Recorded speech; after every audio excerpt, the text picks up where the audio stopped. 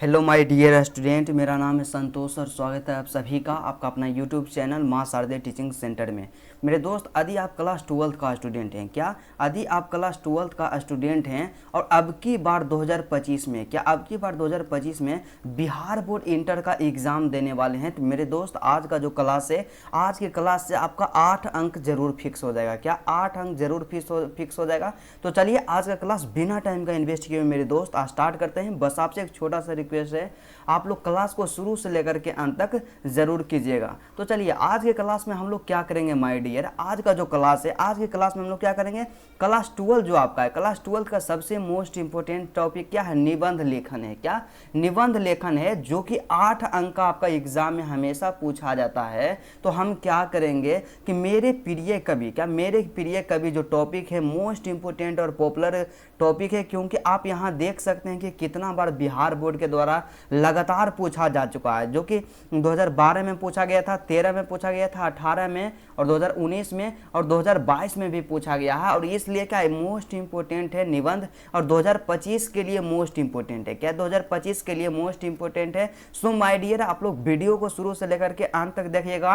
और यदि आप मेरे चैनल पे नए हैं तो आपको इन्फॉर्मेशन देते हैं कि इसका पीडीएफ नोट जो होगा, क्या डिस्क्रिप्शन में जो रहेगा व्हाट्सअप लिंक रहेगा, उस पर जाकर के व्हाट्सअप ग्रुप को ज्वाइन कीजिएगा। इसका फ्री पीडीएफ नोट्स मिलेगा। और उसके बाद एक चीज़ और हम आपको बताते हैं कि निबंध खाली हम बताते हैं नहीं कि आपको निबंध मतलब ये निबंध को तैयार करना है, बल्कि हम यह भी बताते हैं कि यदि आपको टॉपर बनना है, क्या बनना है, यदि आपको टॉपर बनना है तो टॉपर जो होता है किस तरह से निबंध को लिखता है कि उसे 8 में से 8 अंक मिल जाता है। उसी टेक्निक को, उसी तरीका को आपको फॉलो करना है। और मेरा ऐसा मानना है माय डियर कि यदि इन तमाम टेक्निक को आप एग्जाम में फॉलो करते हैं तो आपको पूरा में से पूरा अंक लाने से कोई नहीं रोक सकता है। तो चलिए हम लोग बिना टाइम का इन्वेस्ट किए हुए मेरे दोस्त आज का क्लास स्टार्ट करते हैं। तो सबसे पहला काम आप क्या कीजिएगा, जब भी निबंध लिखिएगा तो एक नया पेज से स्टार्ट कीजिएगा। क्योंकि हम में से कई स्टूडेंट ऐसे होते हैं, कई बच्चा ऐसे होते हैं कि क्या करते हैं कि आंसर दे रहे हैं, इस तरह से दे रहे हैं आंसर, उसके बाद यहाँ पे आंसर खत्म हो गया और फिर यहाँ से लिखना स्टार्ट कर दिए निबंध। क्या यहाँ से लिखना स्टार्ट कर दिया निबंध? ये सबसे बड़ा मिस्टेक है। आपको ऐसा गलती नहीं करना है। जब भी निबंध लिखना है आपको एक नया पेज से शुरुआत करना है, ठीक है। तो सबसे पहले आप क्या कीजिएगा, निबंध लेखन में सबसे पहला काम कीजिएगा कि जिस टॉपिक पे आप निबंध लिख रहे हैं उसका नाम दे दीजिएगा। जैसे कि हम यहाँ पे नाम दे दिए, क्या है मेरे टॉपिक का नाम, मेरे प्रिय कवि। क्या मेरे प्रिय कवि, इस तरह से आप लोग टॉपिक का नाम दे दीजिएगा, ठीक है डियर, इस तरह से दिए। उसके बाद आपको क्या करना है, यहाँ पे लिखना है रूपरेखा। क्या रूपरेखा? आप लोग बोलिएगा कि भैया ये रूपरेखा क्या है, किसे कहते हैं हम रूपरेखा? तो देखिए जिस तरह से क्या कि निबंध का एक तरह से एक ही है, ढांचा है, एक तरह से पिलर है। जैसे कि हम लोग घर बनाते हैं तो पाया का निर्माण करते हैं, पिलर का निर्माण करते हैं, उसी तरह से रूपरेखा जो है निबंध के बारे में बताता है कि आप जो निबंध लिख रहे हैं उसमें किस किस टॉपिक पे निबंध लिखने वाले हैं। और यदि आप रूपरेखा लिखते हैं तो एग्जामिनर जो होता है ना काफ़ी आपसे खुश हो जाता है और उसको समझ में आ जाता है कि स्टूडेंट जो है एक बढ़िया स्टूडेंट है, इसलिए आपको पूरा में से पूरा अंक जरूर दिया जाएगा। तो रूपरेखा में आप लोग क्या लिखिएगा, आपको विशेष नहीं सोचना है, हम जो बताते हैं उतना ही आपको लिखना है। तो आप क्या लिखिएगा माय डियर, तो सबसे पहले यहाँ पे अपना निबंध का नाम लिख करके को बॉक्स में बंद कर देना है। जैसे कि यहाँ लिख दिए मेरे प्रिय कवि, ठीक है। उसके बाद एक वो पहिया ऐसे खींच करके इस तरह से दर्शा देना है। तो पहला पॉइंट हम इसमें क्या लिखेंगे, भूमिका लिखेंगे। क्या निबंध में सबसे पहला पॉइंट लिखेंगे भैया जी, हम क्या लिखेंगे, सबसे पहला पॉइंट लिखेंगे भूमिका, ठीक है। और भूमिका में क्या लिखेंगे, मेरे प्रिय कवि। मेरे प्रिय कवि कौन है, सूरदास है। आपके जो भी प्रिय कवि हो अपना प्रिय कवि के बारे में लिख दीजिएगा।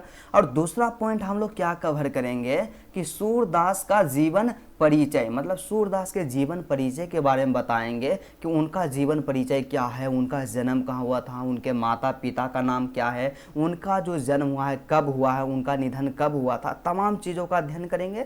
और तीसरा पॉइंट के हम लोग और यहाँ पे बढ़ेंगे माय डियर, मेरे दोस्त, मेरे बहन, मेरे भाई जो भी हैं, सबको रिक्वेस्ट है कि आप लोग क्लास को शुरू से लेकर के अंत तक जरूर कीजिएगा, ठीक है। तो तीसरा क्या लिखेंगे कि सूरदास की काव्य विशेषता, मतलब सूरदास की जो काव्य है उसकी क्या विशेषताएं हैं, क्योंकि मेरे फेवरेट कवि हैं, मेरे प्रिय कवि हैं, तो उनके बारे में तो बताएंगे ना भैया। उसके बाद 4 नंबर का यहाँ पे क्या है कि सूरदास की प्रमुख रचना, क्या सूरदास की प्रमुख रचना कौन कौन सी है उसको बताएंगे। और 5वां पॉइंट में हम क्या कवर करेंगे कि मेरा दृष्टिकोण, मतलब हम क्यों सूरदास को अपना फेवरेट कवि मानते हैं, क्यों सूरदास को हम लोग अपना मतलब प्रिय कवि मान रहे हैं, उसके बारे में बताएंगे। और लास्ट में यहाँ से क्या लिख देंगे, निष्कर्षता या निष्कर्ष, क्या या निष्कर्ष, निष्कर्ष यहाँ से लिख देंगे। ठीक है, इससे क्या होगा कि एग्जामिनर जो होंगे वो देखेंगे आपका कॉपी एकदम सबसे जरूर अलग दिखेगा और समझ जाएंगे को बच्चा जो है ना लिख रहा है निबंध मेरे प्रिय कवि पर, और इसमें ई टॉपिक को कंप्लीट करेगा। ठीक है, तो इतना हम लिखें। दूसरा काम आपको की करना है, यहाँ से एक एक पॉइंट उठाते जाना जिसकी भूमिका उठाना है। ठीक है, तो 1 नंबर दे करके मेरे दोस्त मेरे भाई यहाँ से आपको लिखना है, क्योंकि क्या कि मेरा यही उम्मीद है कि आप लोग क्या कीजिए यहाँ वहाँ नहीं भटक कि आपको ज़्यादा परेशानी का सामना ना करना पड़े, पूरा संसाधन आपको हम दे सकें। ठीक है, इतना मेरा प्रयास रहता है और इसके लिए मैं क्या करता हूं, आपके लिए 110% मैं अपना देता हूं और आपको क्या कि एक बेस्ट कंटेंट देने का हमेशा प्रयास करते रहता हूं। ठीक है, तो यहाँ से क्या है, सबसे पहला हम लोग लिखेंगे भूमिका, जैसा कि हम लोग रूपरेखा में लिखे थे। तो भूमिका में क्या लिखना है, तो भूमिका में लिखना है कि हमारा प्रिय कवि कौन है, हमें वो मतलब हम वो प्रिय कवि हैं किस लिए हैं, हमें क्यों वे अच्छा लगते हैं, इसके बारे में लिखना है। ठीक है, तो यहाँ से लिखेंगे भैया जी, क्या लिखेंगे, इस लाइन को देखिए आप छोड़िएगा और नीचे वाला लाइन से हम जैसे लिख रहे हैं ना और उससे ही आपको लिखना है कि साहित्य जगत में अनेक महान कवियों का योगदान है। क्या कि जो साहित्य का जगत है ना माय डियर, उसमें अनेक महाकवियों का योगदान है, जिन्होंने अपनी काव्य शैली, विचारों और भावनाओं के माध्यम से समाज को नई दिशा दी है। क्या, समाज को नई दिशा दी है। हिंदी साहित्य में ऐसे कई कवि हुए हैं जिनकी रचनाओं ने हृदय को छू लिया है। क्या है कि हिंदी साहित्य में ऐसे कई कवि हुए हैं जिनकी रचनाओं ने क्या किया है, मानवीय हृदय को छू लिया है। ठीक है, उसके बाद यहाँ से लिखना है कि लेकिन, क्या, लेकिन मेरे प्रिय कवि महाकवि सूरदास हैं। क्या है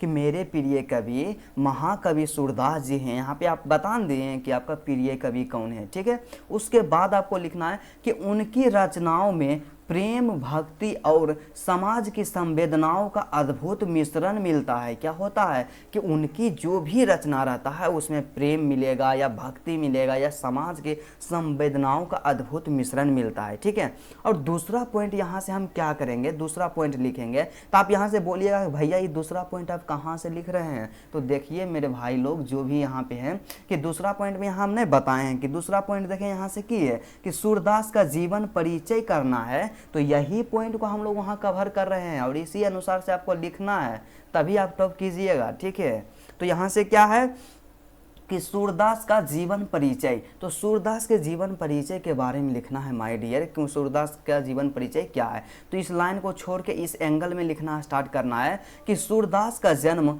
1478 ईस्वी में रुनकता नामक गांव में हुआ था। क्या हुआ था, 1478 ईस्वी में उनका जन्म हुआ था। सूरदास जन्माध थे, मतलब सूरदास जो थे जन्माध थे। जन्माध का मतलब यहाँ से आप लोग कंफ्यूज होंगे, जन्माध का मतलब क्या होता है, जन्म से ही सूरदास क्या थे, अंधे थे, उन्हें दिखाई नहीं देता था, लेकिन उनकी आत्मा ने ईश्वर को इतनी गहराई से देखा कि उन्होंने जो कुछ भी लिखा वह अलौकिक सौंदर्य और भक्ति का प्रतीक बन गया। क्या हो गया, भक्ति का प्रतीक बन गया। मतलब उनके पास आंख नहीं है लेकिन अपने हृदय से इस तरह से ईश्वर से जुड़े हुए थे कि उन्होंने जो भी लिखे ने वो बिल्कुल सत्य था। ठीक है, उसके बाद लिखना है कि वे भगवान श्री कृष्ण के अनन्य भक्त थे। क्या थे कि सूरदास जी जो है ने भगवान श्री कृष्ण के बहुत ही बड़ा भक्त है। और आप लोग हमेशा पढ़वे किए हैं कि आपका जो चैप्टर है माय डियर सूरदास का पद, उसमें सूरदास क्या करते हैं, भगवान श्री कृष्ण के बारे में बताते हैं,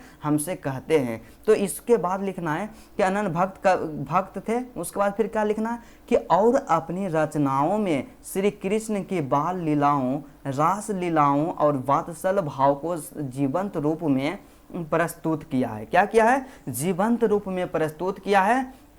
उसके बाद आप यहाँ से लिखना है मेरे डियर स्टूडेंट कि सूरदास ने सूरसागर, सुर सरावली और साहित्य लहरी जैसी महान कृतियों की रचना किए हैं। क्या महान कृतियों की रचना किए हैं, इतना आपको लिखना है इसमें, ठीक है। और आपको हम बताएं ना माय डियर, ये क्या है, निबंध का 5वां टॉपिक है, क्या 5वां टॉपिक है। और आपको हम बताएं कि केवल आपको 6 गो निबंध तैयार करना है और 6 में से ज़रूर 2025 एग्जाम में आएगा, ये 110% आप समझिए, ठीक है। तो यहाँ से तीसरा पॉइंट यहाँ से क्या है माय डियर, तो देखिए भैया लोग, तीसरा पॉइंट जो यहाँ से है ना, क्या है कि सूरदास की काव्य विशेषता है। हम लोग जो वहाँ पे लिखे हैं रूपरेखा में, तो इसमें क्या लिखेंगे, इसमें लिखेंगे कि सूरदास की रचना कविताओं में भक्ति रस की प्रमुखता है। क्या मतलब, सूरदास की जो भी कविताएं हैं उसमें भक्ति रस की कविता प्रमुखता है, ठीक है। उन्होंने श्री कृष्ण के बाल रूप और गोपियों के साथ उनके रास को इतनी सुंदरता से प्रस्तुत किया है कि पढ़ने वाला का मन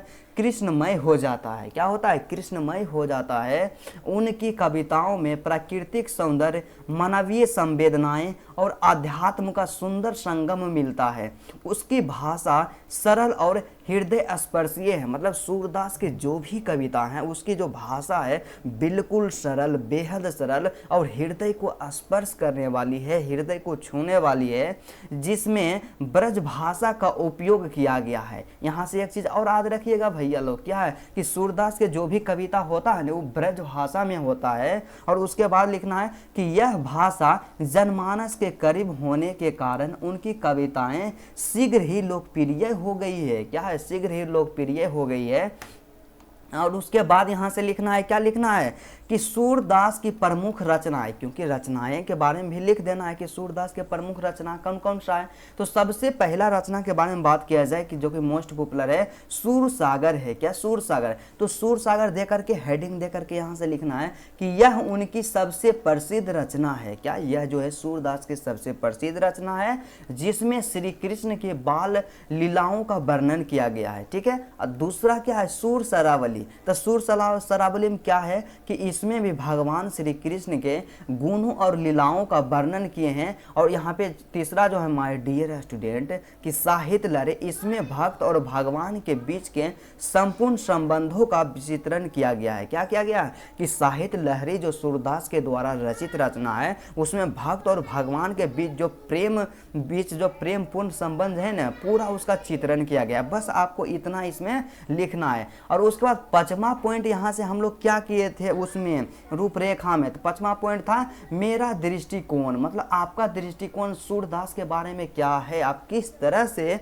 सूरदास महाकवि जो हैं उनको देखते हैं। तो यहाँ से लिखना है भैया लोग, आपको क्या लिखना है कि सूरदास के काव्य में प्रेम, भक्ति और आध्यात्मिकता की गहन अनुभूति होती है। उनकी रचनाएं न केवल ईश्वर के प्रति प्रेम को प्रकट करती है बल्कि मानवीय संबंधों को भी संवेदनाशीलता से प्रस्तुत करती है। उनका हर पद हमें जीवन के गूढ़े सत्य से परिचित कराता है। उनका व्यक्तित्व और उनकी कविताएं हमें यह सिखाती है कि मानव जीवन में सच्चा सुख केवल भक्ति और प्रेम में निहित है। क्या है कि जो भी सूरदास की रचनाएं हैं, सूरदास अपने रचनाओं के माध्यम से सिखाते हैं कि मानव जीवन में जो भी सुख है न, वे केवल भक्ति और प्रेम में ही निहित है, ठीक है। और सबसे लास्ट यहाँ से हम लोग निष्कर्ष में सबसे लास्ट यहाँ पे पॉइंट को हम लोग डिस्कस किए थे, क्या है माय डियर, यहाँ से है निष्कर्ष। और आप लोग के लिए एक हमेशा मेरा सजेशन ये है कि आप लोग जब भी टॉपिक लिखिएगा ना, इस तरह से आप लोग क्या कीजिएगा, बॉक्स में बंद कीजिएगा। और यहाँ पे हम जो निष्कर्ष लिखे हैं तो आप लोग रेड पेन का नहीं इस्तेमाल कीजिएगा, आप लोग ब्लैक पेन का इस्तेमाल कीजिएगा, काला पेन का इस्तेमाल कीजिएगा, ठीक है। तो इसके बाद लिखेंगे कि महाकवि सूरदास हिंदी साहित्य के आकाश में एक चमकता सितारा है। क्या है, एक चमकता सितारा है। उनकी कविताएं हमें भक्ति, प्रेम और समर्पण का संदेश देती है। क्या होती है कि सूरदास की जो भी कविताएं हमें भक्ति सिखाती है, हमें प्रेम सिखाती है और समर्पण का संकेत देती है। सूरदास का साहित्य कालजयी है और उनकी रचनाएं युगों युगों तक हमें प्रेरणा देती रहेगी। मतलब उनकी जो रचनाएं हैं न वे हमें युगों युगों तक प्रेरणा देती रहेगी। और उसके बाद लिखना है कि उनके शब्दों में एक अद्भुत मिठास और सरलता है जो उन्हें मेरे प्रिय कवि के रूप में स्थापित करती है। बस इतना ही लिखना है निष्कर्ष में, ठीक है। और इस तरह से यदि आप लिख देते हैं निबंध तो मेरा ऐसा 110% मानना है मेरे डियर स्टूडेंट, क्या 100% मानना है कि एग्जामिनर जो भी होंगे पूरा खुश होंगे और आपको 8 में से 8 अंक ज़रूर देंगे। क्या 8 में से 8 अंक ज़रूर देंगे। तो चलिए, यदि आप आज का क्लास आपको अच्छा लगा तो सबसे पहला काम क्या कीजिएगा, आप लोग वीडियो को लाइक कर दीजिएगा। क्या कीजिएगा, वीडियो को लाइक कर दीजिएगा। और उसके बाद दूसरा काम क्या कीजिएगा कि चैनल पे नए हैं तो चैनल को भी सब्सक्राइब कर लीजिएगा, क्योंकि इसी तरह के हम लोग मोस्ट इंपॉर्टेंट टॉपिक का सॉल्यूशन करवाते रहते हैं और आपसे किसी भी प्रकार का चार्ज नहीं लिया जाता है। और आप लोग कमेंट करके बताइएगा कि आज का क्लास आपको कैसा लगा और जो अगला क्लास आपको किस टॉपिक पे चाहिए, आपको किस विषय में किस टॉपिक पे समस्या है, इतना आप ज़रूर कमेंट कीजिएगा यदि आप अपना भाई समझते हैं तो, ठीक। तो चलिए, आज का क्लास यहीं तक रहता है। फिर आपसे मिलते हैं नेक्स्ट वीडियो में और नेक्स्ट टॉपिक के साथ।